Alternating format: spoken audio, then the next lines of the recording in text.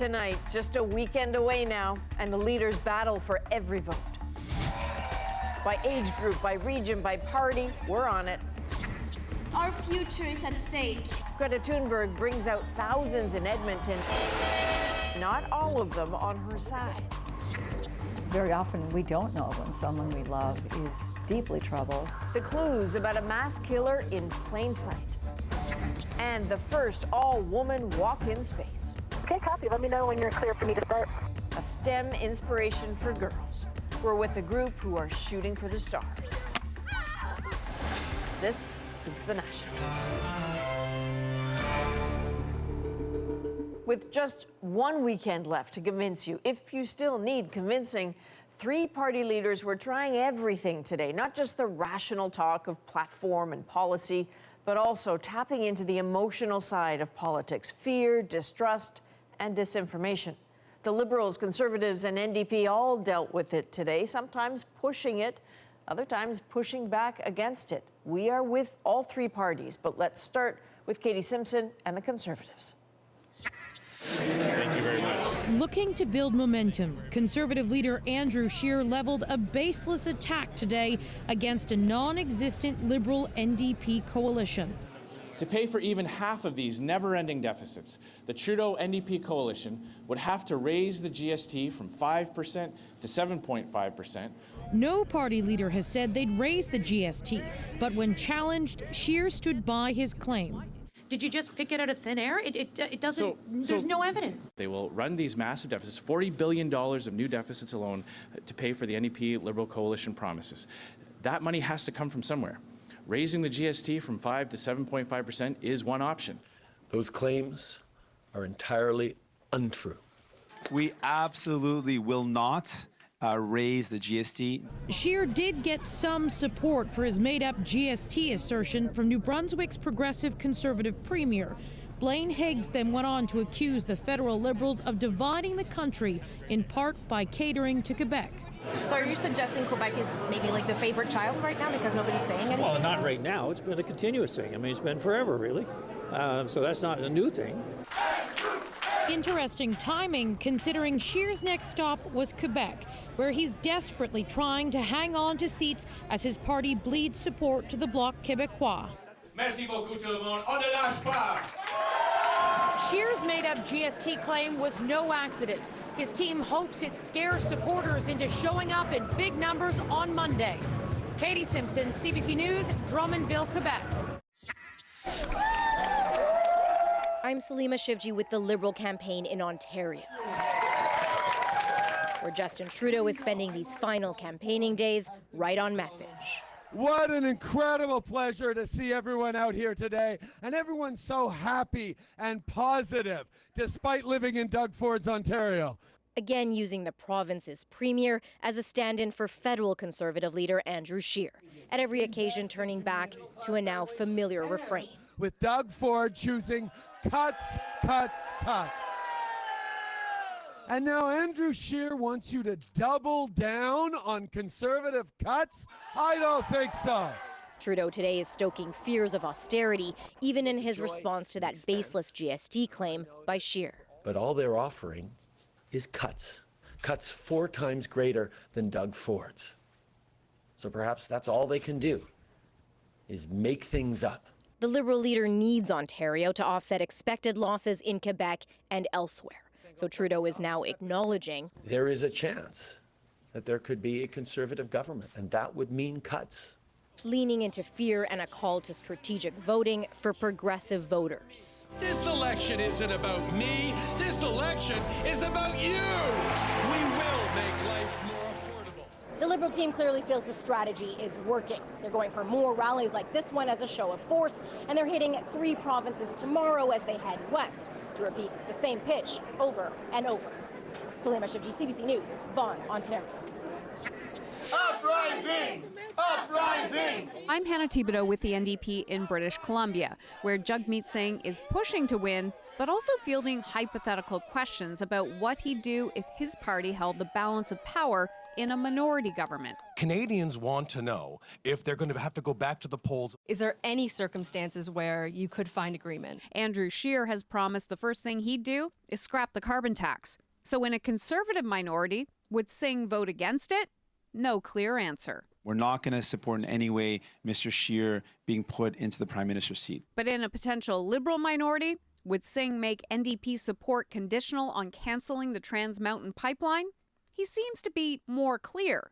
Yeah, so this is something that I've been really clear on. I'm fully opposed to the Trans Mountain. I've been opposed to it. I will continue to be opposed to it. Stop the pipeline! Stop the pipeline! Opposed to the pipeline, but he didn't answer the specific question about whether cancelling it would be a condition of supporting the Liberals, despite being asked repeatedly. And Singh wasn't only looking forward today. I said something yesterday that I feel really bad about. He walked back comments he made yesterday that he didn't respect Conservatives. We've got to respect everybody. Difference of opinions are fine. So this day was about striking a fine balance. Singh's job over the next 3 days is to appeal to as many voters as he can, while not losing any of the gains he's made over the past 5 weeks. Hannah Thibodeau, CBC News, Victoria, British Columbia. And it seems there are still a lot of those votes up for grabs. Even this close to Election Day, many are having trouble figuring out who to support, as Cameron McIntosh found out when he visited a Manitoba riding with a really tight race. This is Winnipeg's East End, Elmwood Transcona. It sits divided, blue and orange, where old Union neighborhoods tied to the railway butt up against growing conservative-leaning suburbs. Plenty of signs to show it. Still ask around. You hear a lot of people like Chantal Reimer. I just don't really believe anything anybody has to say anymore. As her son's dad gets a haircut, she's undecided, deeply conflicted over what she's hearing. It's just promises that I just don't really see happening over the last few years. In the last federal election, this riding had the tightest race in all of Canada.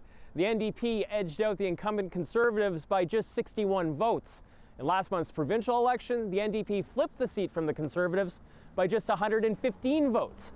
With margins that tight, undecideds matter. This election is also a rematch, the same two candidates. So close, some houses have both blue and orange signs. In a riding that ironically has a Pierre Elliott Trudeau school, the Liberals are a distant third. Jane Rade isn't turned off. She's just not hearing anything useful. What are you not hearing this time around, or what do you need to hear this weekend to really... I'm hearing more of them just slinging mud at each other rather than what they're going to be doing. They're just trashing each other. Her voting strategy should make a candidate nervous. Go with my gut when I get there. Dale Hickey, at least, has one party off his list. As for making a choice... I can't get solid on this thing. It's like, who do you trust? She's frustrated. Clearly, the baby has opinions, too. Next election. Her vote, meanwhile, may be to keep someone out rather than put someone in. Gosh, I would. I guess I'm just like afraid of making the wrong choice. If you're going out to vote against something and not for something, what does that tell you about this election? Oh, this election is totally, what would I say, it's screwed up. Undecided, disappointed, and just maybe holding this election's outcome in their hands. Cameron McIntosh, CBC News, Winnipeg. CBC News has obtained documents that show someone hired the firm of a well-known political strategist before this election to try to work against the People's Party of Canada. It was first reported by the Globe and Mail. Ashley Burke is in Ottawa. So, Ashley, can you lay out what we know? Well, Adrian, the developments involve Warren Kinsella and his consulting firm. He's a former Liberal strategist who has been an outspoken critic of the Trudeau government. We've learned that his firm, Daisy Group, worked on a secret campaign targeting the People's Party of Canada. The goal? To paint the party as intolerant and keep Maxime Bernier out of the national leaders' debate. Now, a source with direct knowledge who was asked not to be named said that the client was the Conservative Party of Canada. CBC News was given an outline of a plan called Project Cactus. It was aimed at making the Conservative Party look better by launching a social media campaign to, quote, seek and destroy the PPC and push Bernier and the party off their message and force them to defend instances of hate speech and sympathy for racism. Now, these tweets were sent out from an account called Stamp Together, an anti-racism not-for-profit run by the Daisy Group. And the activity took place over the spring and ended abruptly when the Elections Canada new third-party advertising rules came into effect at the end of June. And so far, what has the reaction been? Well, in a statement to CBC News, the Conservative Party says, "We do not comment on what vendors or suppliers we may or may have not done business with." In a statement tonight, the PPC called the plan disgraceful and cowardly tactics. And as for Warren Kinsella, he responded by email, writing, "We do not ever discuss client matters. We are always proud, however, to be fighting racism and intolerance. That's all we have to say. Good night."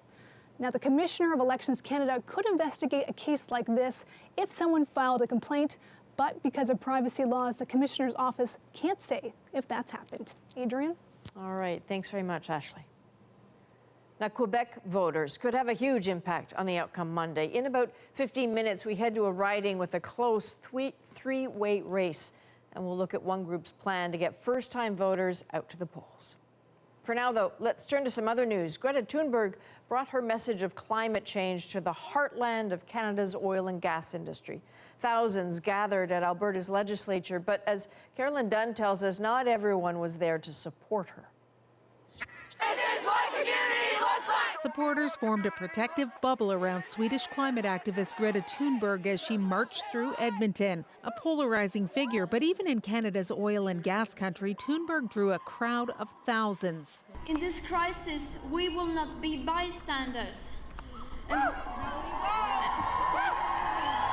And we are doing it because we want the people in power to unite behind the science. She does inspire me. You can see how much a 16-year-old girl like myself can make a big change. Shanda Stamp brought her 2 young sons to take part. Because it's for them. There's no future if we don't have an Earth. We need an Earth. Thunberg became a rock star of the environmental movement, and of course for all of these people too, because of her passion and unflinching demands of political leaders. You cannot leave the responsibility to individuals, politicians, the market, or other parts of the world to take, because this has to include everything and everyone, and no one must be left behind. Counter-protesters drew a following of their own. A convoy of dozens of trucks called United We Roll traveled from Red Deer to stand up for Alberta oil and gas. At times, tensions spilled over between the warring agendas. It's a free country. If he wants to take a picture, he will. Eric Wickberg's message was quieter and more poignant. Phasing out oil and gas is an unthinkable prospect to him when his oil service company is already struggling. If it doesn't turn around in the next couple of years, probably in about 3-4 years, I'll have to go out of business. Greta Thunberg and her followers insist protecting the livelihoods of oil and gas workers through a transition to renewable energy is part of their demand. The crowd's voice amplified by that teen activist who has managed to get the world to listen. Carolyn Dunn, CBC News, Edmonton. The U.S. president cannot stop gushing, proclaiming a great day for civilization about the agreement his administration brokered with Turkey. But rather than halting its offensive in Syria, there are fresh signs today just how combustible, how ugly this new front of the conflict remains. The pictures tell that story, and as you will see, they are hard to watch. These images come from Kurdish media. They are not independently verified, but the local Red Crescent reports half a dozen people, civilian and military, with unusual burns. Some suspect white phosphorus, which when deliberately used on people, could be considered a chemical weapon. You have the Kurds who we're dealing with and are very happy about the way things are going, I must say. None of this seems to dim Donald Trump's enthusiasm for his deal with Turkey. It was a lot of pain for a couple of days, and sometimes you have to go through some pain before you can get a good solution, but the Kurds are very happy about it. In fact, the Kurds are feeling a lot of pain, with reports of dozens killed and more than 160,000 uprooted so far. While the gain from Trump's deal goes to Turkey and its allies. They now seem to have free rein in Syria's northern border region. In return, for a flimsy pause in hostilities that was quickly violated in at least one battle-scarred city. Shelling and intermittent clashes continue to be reported. This is not what we expected. In fact, it's not a ceasefire, it's a demand of capitulation of the Kurds. Turkey says there are no ongoing clashes and claims the Kurds are using chemical weapons on themselves. The Organization for the Prohibition of Chemical Weapons says it is trying to determine how credible the Kurdish reports really are. Oddly, yesterday, as news of these alleged attacks was emerging, the OPCW touted a €30,000 donation from Turkey. A city in northern Mexico was turned into a fiery, bullet-strewn war zone yesterday over the capture of one man, the son of infamous drug lord El Chapo. As Kim Brunhuber shows us, the Sinaloa drug cartel seemed to make it abundantly clear who was really in charge in the region. Even in Mexico, a country which is home to 5 of the 6 cities with the highest murder rates in the world, this was something else. Blockaded streets, burning vehicles, bullets and bodies on the ground while civilians cowered in the crossfire. It began Thursday afternoon in Culiacan, the capital of Sinaloa state, when 30 officers on patrol were shot at from inside a home.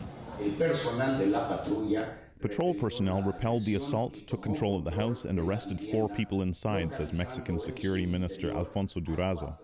One of the 4 was identified as Ovidio Guzman Lopez, son of one of Mexico's most notorious drug kingpins, Joaquin El Chapo Guzman, sentenced to life in a U.S. prison. But then things turned.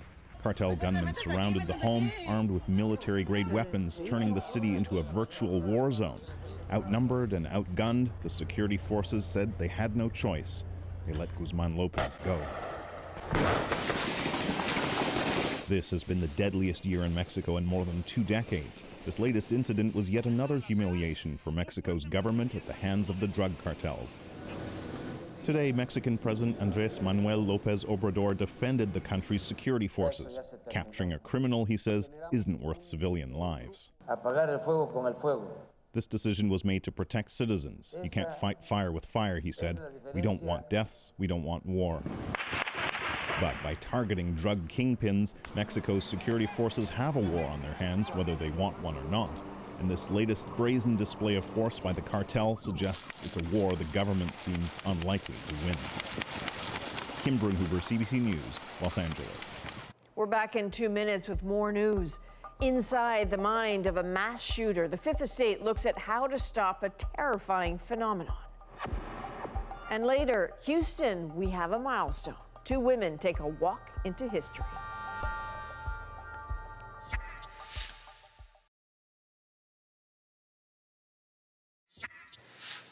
When Alexandre Bissonnette marched into a Quebec City mosque and gunned down 6 people, critically injuring 5 others, the horror he brought was almost incomprehensible. Nearly 3 years later, the question remains, could he have been stopped? The Fifth Estate's Mark Kelly reveals there were warning signs. Who could have known that this boy would grow into a mass murderer? No one saw it coming. Not even Alexandre Bissonnette's own father. Alexandre is the very last person that we and all those who know him could ever fathom doing something so out of character, said Raymond Bissonnette during months of email exchanges with the Fifth Estate. Very often we don't know when someone we love is deeply troubled because they work very hard to hide it. Sue Klebold's son Dylan was one of the 2 shooters at Columbine High School in 1999. Like Raymond Bissonnette, she thought her son was well-raised, well-adjusted, and well-loved. All those belief systems were shattered and when this happened, because I realized that they were naive. That if someone is struggling and having all these terrible thoughts, love is not enough. You operate with the belief that these mass shootings are preventable. Absolutely. The FBI has deconstructed more than 60 mass shootings in the U.S. to develop a list of warning signs, and Bissonnette ticked almost all the boxes. Our investigation reveals he was badly bullied for years, struggled with anxiety, depression, and suicidal thoughts, while, according to a search of his computer, relentlessly researching mass shootings for months. The attack for many of them is a very important, if not maybe the most important event of their life. And so they want it to go right. More threat assessment professionals are being trained in a race to stop the next mass shooter. This center in Montreal receives 200 calls a year. So for example, might be parents that are concerned with their kids, might be teachers or social workers that is concerned with one client that he's dealing with. And so they call us because they want our help. As for Bissonnette, our investigation reveals there were numerous chances to intervene to steer him away from violence. Lost opportunities. He's now serving life in prison with no chance of parole for 40 years. Mark Kelly, CBC News, Montreal. And you can see Mark's full investigation into how Bissonnette and other mass shooters hide in plain sight on the 5th Estate. That's this coming Sunday at 9 p.m. local time, 9:30 in Newfoundland on CBC Television. Among the other stories we're following tonight, Nova Scotia is permanently banning police street checks after they were found to be illegal. The decision came following a report from the province's Human Rights Commission saying the random checks infringe on the public's right to privacy. The practice is banned, which is great, huge win, but we have to have that bigger conversation around how did we actually get there, and then continually how can we move forward. Figures show black people were stopped at a rate 6 times higher than white people in Halifax. We're turning back to the election campaign to hear from you. Just ahead, our voters' chair is making one final stop in the nation's capital. And how do you take on voter apathy? Well, bring in the social influencers. That's coming up.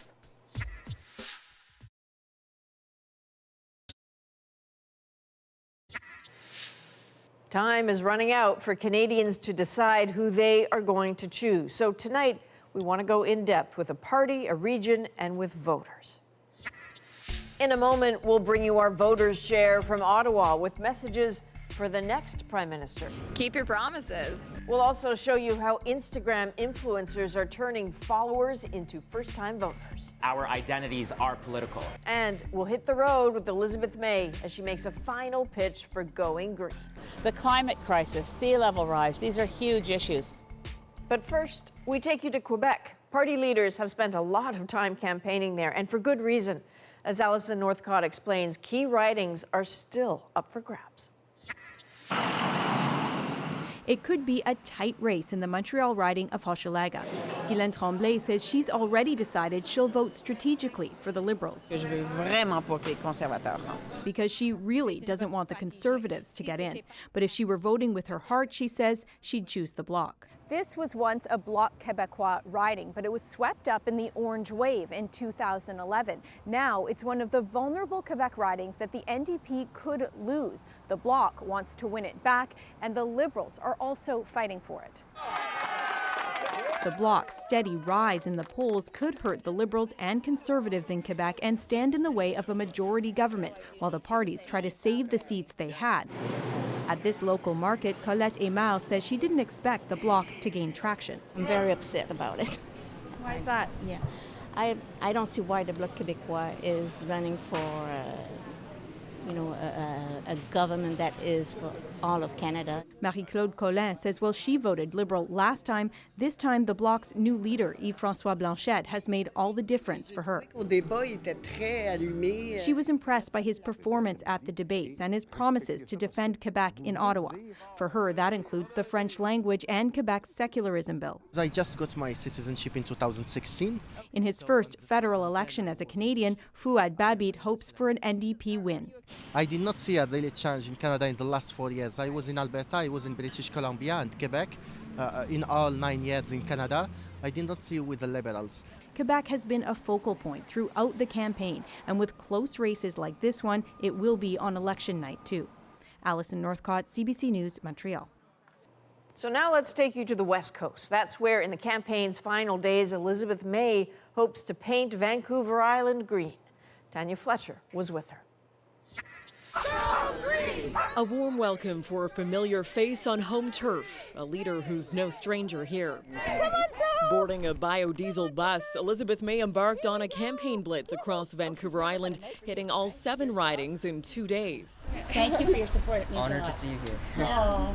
The Greens have stalled in the polls over the course of the campaign, but the party is still poised for potential gains on the West Coast and the East Coast. We're in winning position in ridings across the country that in the past we wouldn't have thought was even remotely possible. This is a crisis. With countless coastal communities serving as the campaign backdrop, there's little doubt the Greens are desperate to mobilize the environmental vote. What is the most critical issue for voters here that are going to get those left of center votes? Salmon is a huge issue. Saving our southern resident killer whales is a huge issue. The climate crisis, sea level rise, these are huge issues. It's here on this island battleground the orange and green tug-of-war is particularly prominent. 5 of the 7 seats are held by the NDP. The other 2 are the Greens' only 2 seats. This is one of 2 ridings the Greens are fighting to protect. Paul Manley won the spring by-election in a surprise victory, but it's no guarantee he'll win it again in the general election. How critical is it that you hang on to this seat? Well, we need more Greens in the House of Commons. We need a conscience in the House of Commons. I'm the one that's going to make sure we don't elect a Conservative in this riding. 1, 2. And so a campaign that began with grand Green ambitions is ending that way too. The chances that we are going to take all 7 seats on Vancouver Island are excellent. Tanya Fletcher, CBC News, Qualicum Beach, BC. And now let's talk about voters, in particular young voters. They make up an increasingly powerful bloc. Problem is, it can be hard to get them to the polls, but there is a subtle push to change that with the help of Instagram influencers. Andrew got a first-hand look.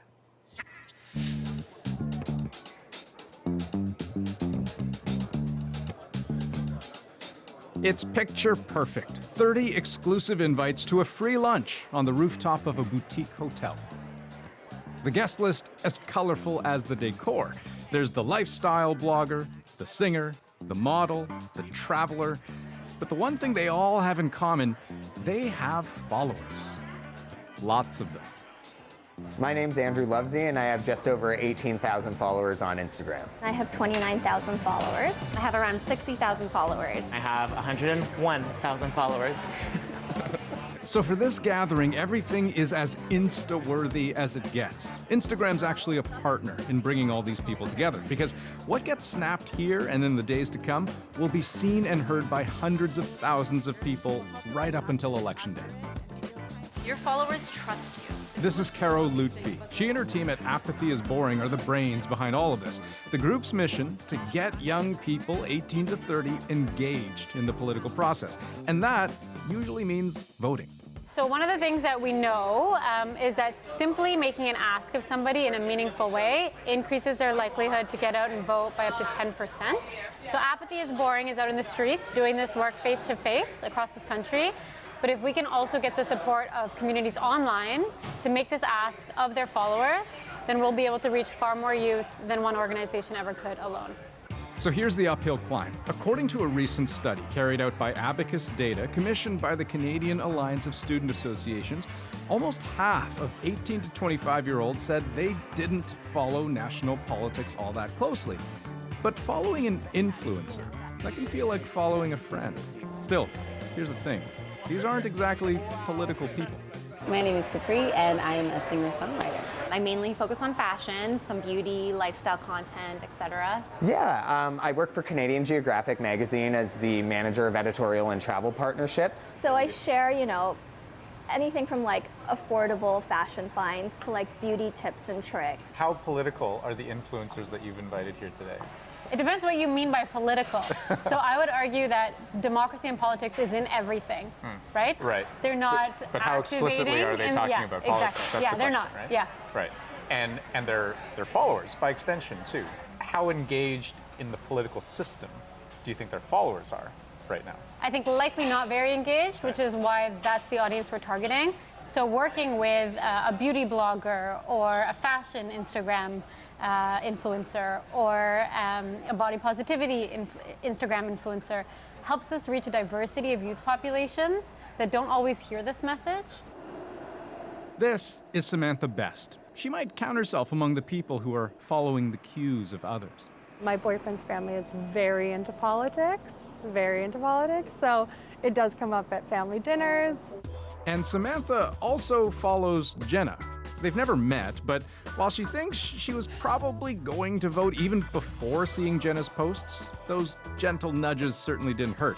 This October 21st will be her first time. I feel like that's super important, and if they can convince even a third of their followers to go do it, I think that's amazing. So at this gathering, yes, it is an invitation to a free lunch and some great photo opportunities, but it's also kind of a workshop because getting political can be a bit like walking into a minefield. You might rub some people the wrong way, and being too preachy, that's a turnoff. So the key message here, keep it positive, make it normal. I do think it's super important that, if you do have an influence and you have people following you, that you talk about things that you're passionate about. And I think that voting and politics is something that everybody should be interested in. Our identities are political. For us to exist as who we are, as queer people, as marginalized people, as people of color, our existence is political. Because if people aren't actually caring about the country in which they live, then 20 years from now, we're not going to have the best country to live in. And that's not particularly something that I want to hand off to the next generation. On 3, 2, 1, apathy is boring. All of this is a creative solution to an old problem, but Apathy is Boring says it's more than willing to experiment, to try something new, if it can help push the next generation of voters to the polls. We've been taking our voters' chair across the country, asking Canadians to take a seat and tell us about the issues that matter to them. So tonight, our final stop is Ottawa.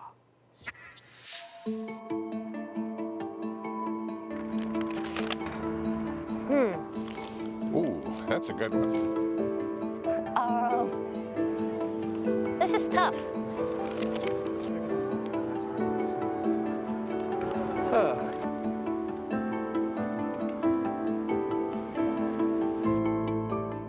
If I could say something to the next Prime Minister, what would I say? Way to go, Andrew. I'm from Alberta. Enough. Lower taxes. That's probably what I would say. It's time to be open and transparent. Just say it what it is and don't try and use political talk when you're speaking to the masses. We can see through all the deception that's happening right now.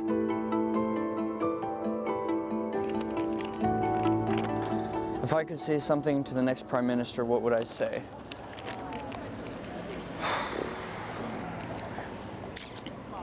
Make Canada great again. I would like to see immigration being cut down. Not necessarily cut out, but cut down. I come from a family of immigrants. My mother is an immigrant. She works very hard. And I believe that they deserve to be treated with respect and dignity. If I'm being honest, I would say I hope that you don't follow in the footsteps of our southern neighbors. I come from an oil and gas family, and I can't say this enough. You can't alienate the West. I would say to the next Prime Minister, please start honoring your promises and start making them up just to win the election. Out west, you hear all the rhetoric about the separation and all of this, and there is people that are pissed. Family, friends of mine, they talk about this all the time, that what we do in the West is completely ignored. We don't get any respect or attention, and they said, why do we hang around? If I could say something to the next Prime Minister, what would I say? Keep your promises. Take care of the homeless population. I hope, as a mom, that we can have a little bit more peace amongst Canadians. It's a very divisive time. We need a leader that can really unite the country. The reason why this election is important to me is because it is practically impossible for young Canadians to afford home, which is something that I want to see changed for our future and for our country's future. What would I say to the next Prime Minister? I would say, hello, Mr. Trudeau. Congratulations on your next mandate. I have a daughter, she's 14. Don't know if she has any interest in politics yet, but I would like to see more women get involved in politics. So if I could say that to the Prime Minister, I certainly would. I encourage him to do even more for women, getting them into the political arena. Thank you. We're done? Now we're good.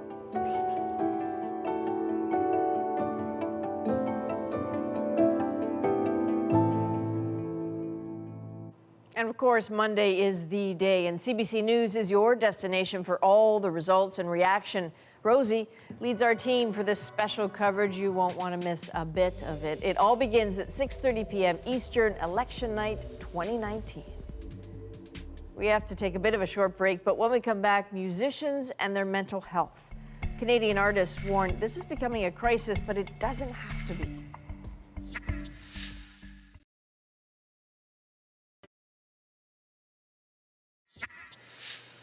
The image of the tortured artist is so widely accepted, some people worry it's dangerous. The so-called rock and roll lifestyle can excuse destructive habits, and now some Canadian musicians are pushing back. As Deanna Sumanak-Johnson shows us, they are making access to mental health care just part of the job. With 20 years of touring under his belt, Colorado's Man Oversteeg knows all about the highs and the lows of being a musician on the road. There's a lot of late nights and you're away from your family, and it leads to a lot of, depression and anxiety and struggles with addiction. And I've seen it all around me, and through the years of touring, I've had numerous friends and acquaintances end up even killing themselves on tour. Singing these Manchester City blues. Rising hip-hop star Toby also knows a thing or two about being a young musician facing mental health struggles.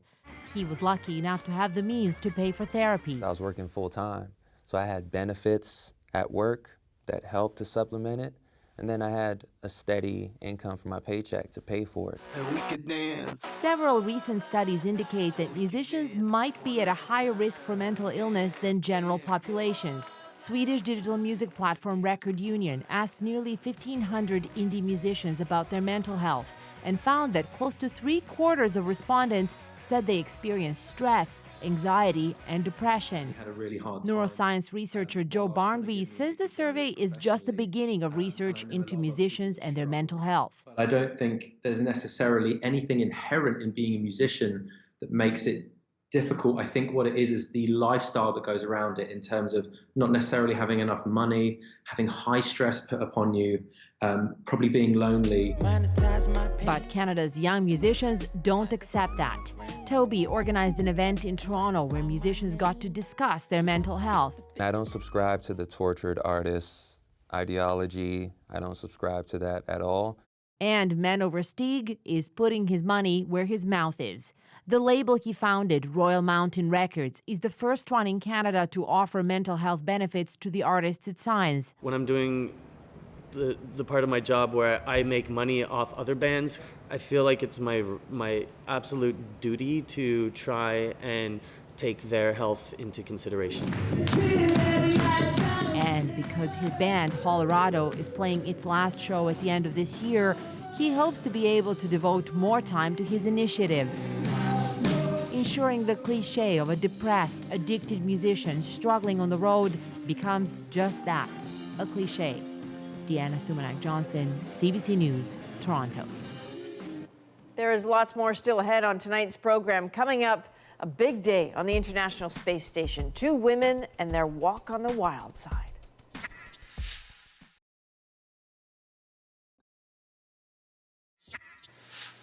Welcome back. Meghan Markle is opening up for the first time about the challenges of being a new mother under the constant glare of attention.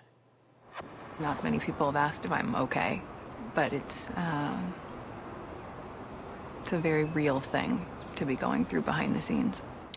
In what's being billed as an emotional interview by England's ITV News, the Duchess of Sussex appears to hold back tears and admits to be struggling with life under that spotlight. A new documentary following the couple's trip to the continent of Africa is set to air this weekend.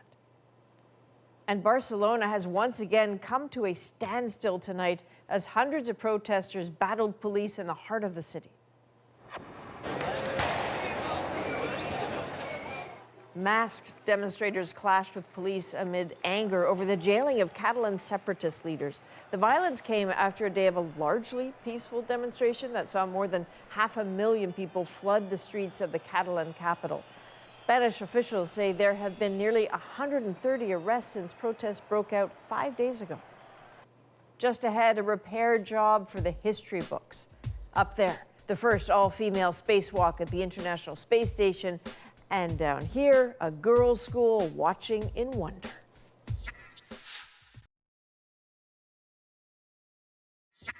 Amazing view out here. 2 women made history this morning with the first ever all-female spacewalk.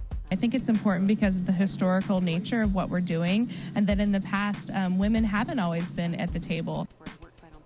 They also inspired some Canadian girls to reach for the stars in their own way. Take a look. We are fortunate today to be able to gather to witness history in the making. I thought watching the spacewalk was really interesting and almost kind of surprising in a way that it's 2019 and it's the first time this has ever happened.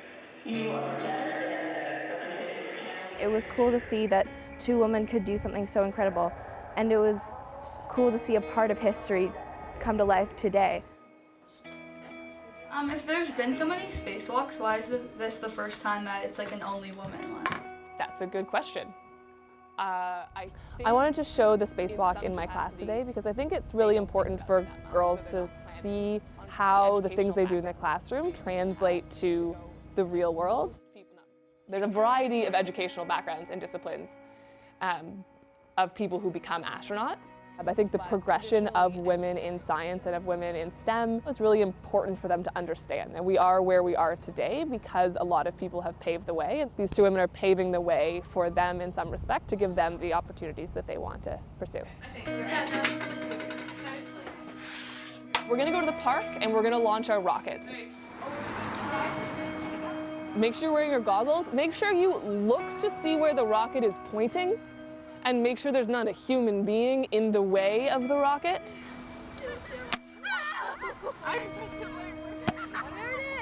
The rocket exercise was really cool because I didn't expect the rockets to go so high and so far. And it's just really cool how like physics works in our real worlds too. Put both feet on top of it, yeah. Oh my God, where'd it go? I really love science, and I kind of, when I was younger, didn't really think that I could do anything, but seeing a lot of women up in space, in the International Space Station, was really empowering. I don't know where it's gonna go. The message that I got today was that women can work in STEM fields. And like when I was watching the women, I felt really proud to be like a female who's like also interested in like subjects like them. I want them to see there is no difference between what men can accomplish and what women can accomplish. Maybe they'll go home and read more about these women or about space travel in general, and I love it. And I love listening to those eloquent voices. I have to confess, I'm pretty partial to that group. That's where I went to school. So a big shout out to all of you, and keep watching, and I know you are, because there's something else in the skies that will make you smile. It happened on a flight out of Yellowknife. Fasten your seatbelt and enjoy the show. The lamp is burning low upon my tabletop. The snow is softly falling. An impromptu performance is our moment. That's next.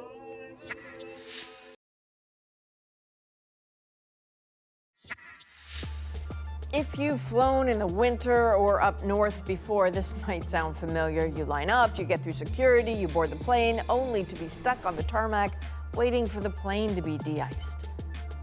But for passengers and crew on an Air Canada flight from Yellowknife earlier this week, that wait wasn't so bad. They were treated to an impromptu performance by the Canadian Chamber Choir. Their rendition of Gordon Lightfoot's song For a Winter's Night is the moment.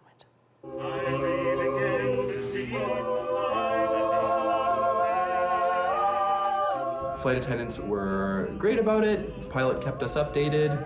Unfortunately, they ran out of de-icing fluid, so they had to keep us on the tarmac for quite a while. And being a choir, we thought, well, the best way to pass the time is to break out into song. The Canadian Timber Chore. Well, the flight attendants introduced us and set it up for us. Enjoy the show. And it's also a piece that, as a choir, we actually perform unaccompanied. So we didn't have to stand in the aisles, no one had to be up front. The other passengers seemed to really enjoy it. A couple of them had actually been at our concert the night before in Yellowknife as well. The fire is dying down, my lamp is going down. So it was kind of neat for them to make the connection that we were the Canadian Chamber Choir that had been at the NAC the night before.